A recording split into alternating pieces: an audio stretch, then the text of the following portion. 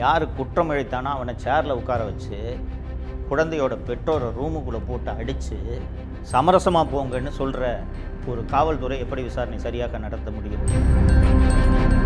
அந்த பக்கத்து வீட்டுக்காரன் அந்த சதீஷ் என்பவன் அந்த குழந்தைய தொடர்ந்து பல மாதங்களாக சீரழித்திருக்கிறான். 10 வயசு குழந்தைங்க, யோசிச்சு பாருங்க. அந்த குழந்தையோட மோசமான பாலியல் சம்பவம் தொடர்பாக காவல்துறை சரியாக விசாரிக்கவில்லையே என்ற புகார்களும் விமர்சனங்களும் எழும்போது தமிழக முதல்வர் தலையிட்டு என்ன செய்திருக்க வேண்டும்? அந்த K4 ஆல் விமன் போலீஸ் ஸ்டேஷனில் இருக்கிற அத்தனை பேரையும் கூண்டோட சஸ்பெண்ட் பண்ணியிருக்கணுமா இல்லையா? இதுதானே ஒரு சிறந்த நிர்வாகிக்கு அழகு. மீண்டும் இந்த ஆட்சி வந்தால் இது போல எத்தனை குழந்தைகள் சீரழிக்கப்படுவார்கள் என்பதை நீங்கள் நினைவுபடுத்தி பார்க்க வேண்டும். அந்த குற்றவாளியை காப்பாற்றுறதுக்கு காவல்துறையே வேலை செய்து அந்த காவல்துறையை காப்பாற்றுறதுக்கு உச்சநீதிமன்றம் வரை தமிழக அரசு செல்கிறது என்றால் எப்படிப்பட்ட அவல ஆட்சி இந்த ஆட்சி என்பதை நீங்கள் மறந்துவிடக்கூடாது.